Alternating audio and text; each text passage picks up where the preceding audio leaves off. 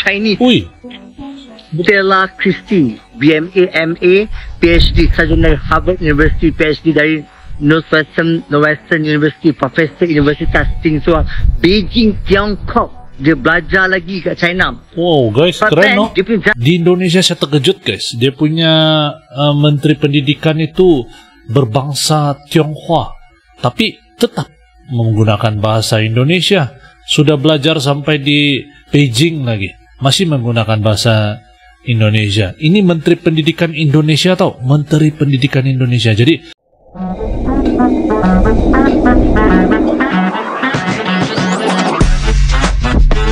yo, kumaha damang, salam silaturahmi good people. Ojo lali di subscribe yo channelku. Assalamualaikum guys, kumaha damang, sampurasun, sarang wilajeng sumping ke channel abdi guys. Selamat berpuasa buat semua kawan-kawan yang berpuasa. Kumaha damang, bersama saya BDT dari Borneo Sabah akan menemani kawan-kawan dalam episode reaction kali ini. Malaysia mulai membandingkan negara Malaysia ini dengan Indonesia guys. Apa pendapat kalian? Kalau menurut saya pribadi guys, kalau mau dibandingkan memang jauh lah, susah mau dibandingkan. Malaysia kecil saja, Indonesia itu dari Sabang sampai Merauke guys, jauh besar beza dah.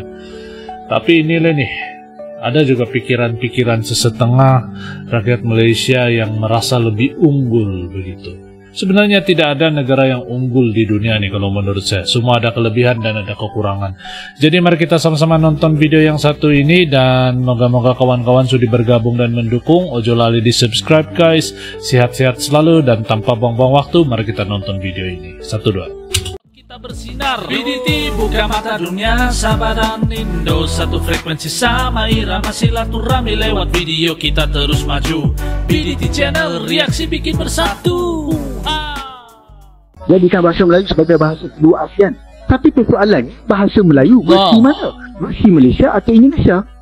Satu mati gila tu, kita nak dapat macam tu kat Malaysia ni gajuk tu. Selamat siang Pak, siang Pak. Korang sedar tak sebenarnya Indonesia sudah lama menang dengan Malaysia, tapi kita tak perasan benda ni.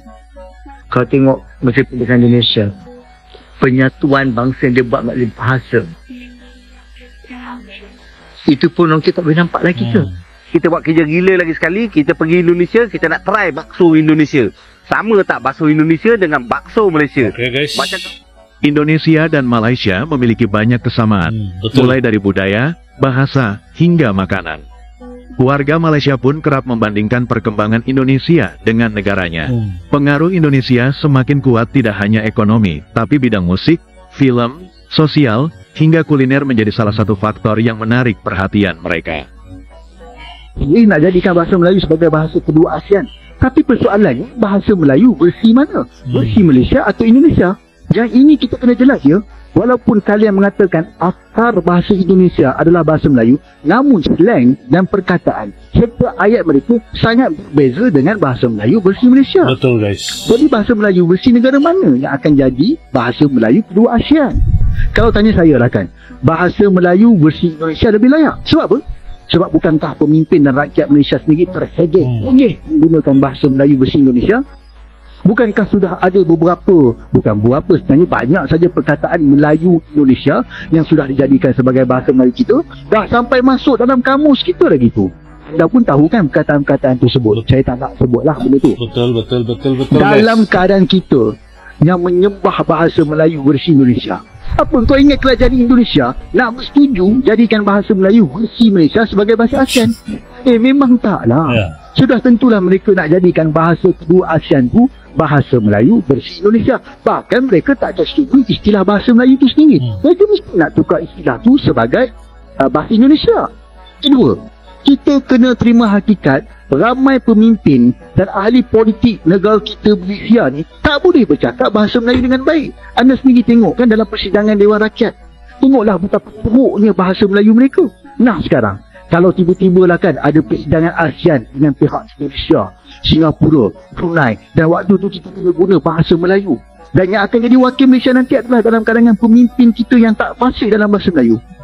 Kalaulah dia sendiri tak fasih bercakap bahasa Melayu versi negara dia sendiri, apa kau rasa dia boleh faham ke apa pemimpin Indonesia bercakap dalam bahasa Melayu versi Indonesia? Haramlah dia tak faham. Dia sudah tentulah secara automatik akan ditukar ke dalam bahasa Inggeris dan maruah kita. Jawab saya 2 persoalan ni dulu. Lepas dah jawab, saya akan buat pula video kenapa Malaysia tak layak tutup bahasa Melayu versi Malaysia sebagai bahasa kedua ASEAN. Sedar dirilah. Itu satu pendapat yang kalau menurut saya jujur dan masuk akal, guys. Apa yang dikatakan itu, saya bukan memihak mana-mana, saya bersifat neutral. Dan kalau kita ikut logik dia, memang benar apa yang diperkatakan. Menteri-menteri di Malaysia saja pun mana ada yang berbahasa penuh bahasa Melayu. Tiada, semua bercampur-campur bahasa Inggris juga. Jadi sangat-sangat mustahil lah untuk diangkat menjadi bahasa ASEAN. Lainlah kalau bukan membandingkan, tapi kalau di Indonesia kita dapat lihat bah, semua kan berbahasa Indonesia. Sedangkan dulu masa era zaman Bapak Jokowi dulu kan, Presiden Jokowi, bila dia keluar negara pun dia tetap berbangga dengan berbahasa Indonesia, guys. Dan itu keren lah kalau menurut saya. Kalau di Malaysia, Perdana Menteri Malaysia keluar pasti berbahasa Inggris kan. Nah, ini bukti, bukan menjelekkan, bukan memihak mana-mana, bersifat neutral, tapi bersifat dengan yang menilai dengan bijak, dengan fakta gitu. Aku mau tanya sama teman-temanku yang berada di Indonesia ya. Kenapa ya kebanyakan lagu di Indonesia banyak dikomplotkan? Contoh ya lagu Malaysia baru-baru ni, aku jarang di Indonesia kan. Lagunya suatu hari nanti pastikan bercahaya. Tiba-tiba ada bunyi gagak. Tiba-tiba ada bunyi gendang. Kan lagunya buat healing, lagu yang sedih, tapi dikomplotkan jadi yang gak sedih lah. Gimana? Buat bekerja kan. Saya tengok saya pergi ke Indonesia. Indonesia kan, bila sampai je dekat tu, sampai dekat hotel. Selamat siang Pak. Macam tu dia. Selamat siang Pak. Kaget Ustaz. Sudah tu mak, gila tu kita nak dapat macam tu. Kat Malaysia ni gajuk tu. Selamat siang Pak. Kaget dia, guys. Sila nampak. Driver kan, sipir. Naik kereta, dia pakai baju batik Jawa dalam kereta.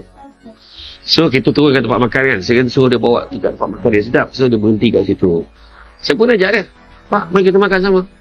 Pak, aman Pak, aman Pak. Dalam mobil aja Pak. Di mobil aja Pak, itulah aman. orang Indonesia Pak, kan. turun dia. Kau banding dengan driver kita kat Malaysia. Dia sama konyang dengan bos saya tu. Silap-silap kan. Bos pun tak makan. Bos tak makan. Dia yang makan tu. Aduh lah. Aduh, tu Malaysia. Tapi nak tunjukkan driver dia macam tu. Dia duduk tengah dalam kereta.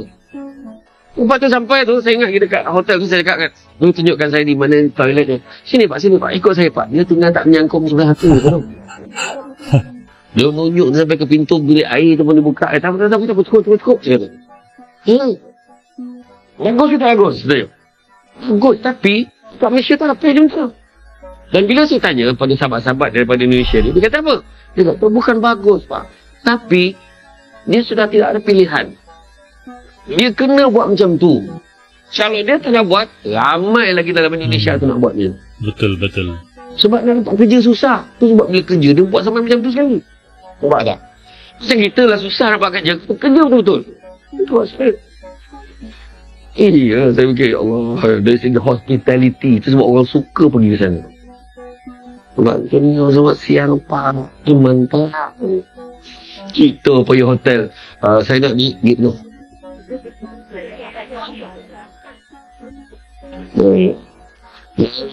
Mahal ni, bukan online. Macam tu Korang sudah tak sebenarnya Indonesia sudah lama menang dengan Malaysia. Indonesia sudah lama menang, guys.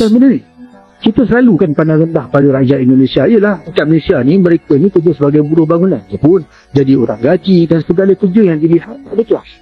Tetapi pada hakikatnya, kita yang tunduk pada mereka tau. Pertama, kita lebih mengagungkan filem dan drama Indonesia. Kedua, kita paling gemar dengan lagu-lagu Indonesia. Sampai artis mereka berkali-kali buat konsert dekat sini. Iyalah. Tiga, bila kita jumpa orang Indonesia, kita akan bercakap guna slang Indonesia. Tetapi orang Indonesia tak guna pun slang Melayu Malaysia waktu bercakap dengan kita. Tengok pemimpin Indonesia. Sampai ke hari ini mereka tak pernah cakap guna slang Melayu Malaysia bila berjumpa dengan pemimpin Malaysia. Tapi pemimpin kita sahaja yang perak guna slang bahasa Indonesia. Bahkan meskipun negara kita. Keempat, Berapa banyak perkataan-perkataan Indonesia yang sudah diserap masuk ke dalam bahasa Melayu? Korang pun tahu kan antara perkataan-perkataan tersebut. Saya tak nak sebut lah. Steve, ini dia. Kau tengok Menteri Pendidikan Indonesia, seorang Chinese. Ui. Butela Christie, BMA, MA, PhD, sarjana Harvard University, PhD dari Northwestern University, Profesor Universitas Tsinghua, Beijing, Tiongkok. Dia belajar lagi kat China. Wow, guys, But keren then, no? dia punya jati diri, there's no vernacular school. Semua cakap bahasa Indonesia. Wow. Jati diri yang sangat tegas. Kita punya, tak apa, boleh. Cakap je lah nak cakap.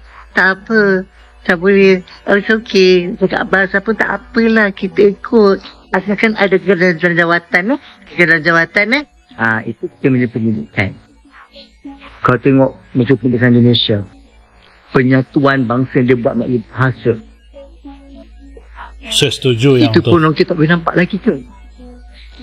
Chinese is Indonesian and proud to be Indonesian. She speak bahasa Indonesia. Siangkau. Oke guys, jadi demikian video yang baru kita nonton bareng ah.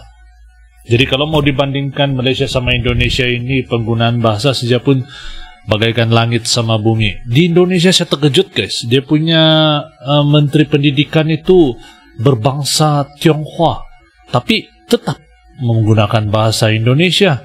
Sudah belajar sampai di Beijing lagi, masih menggunakan bahasa Indonesia. Ini Menteri Pendidikan Indonesia tau, Menteri Pendidikan Indonesia. Jadi kalau Menteri Pendidikan di Malaysia ini seperti apa guys? Coba kalian cari di TikTok seperti apa.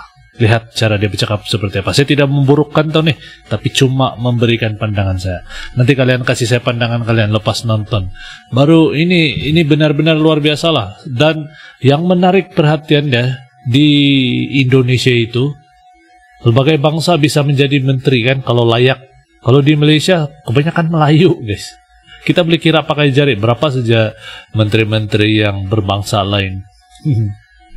Misteri Malaysia. Jadi komen di ruangan komentar di bawah pendapat kalian guys. Ini cumalah pendapat pribadi saya guys ah. Dan apapun saya mohon maaf kalau ada yang tersinggung dengan kata-kata saya, dan moga kawan-kawan suka dan terhibur dengan video ini. Anggaplah video ini sebagai hiburan dan edukasi saja. Komen di ruangan komentar di bawah pendapat kalian, dan sampai kita jumpa di episode akan datang. Assalamualaikum, salam Nusantara, good people. Yo teman-teman, ojo lali di subscribe yo channelku.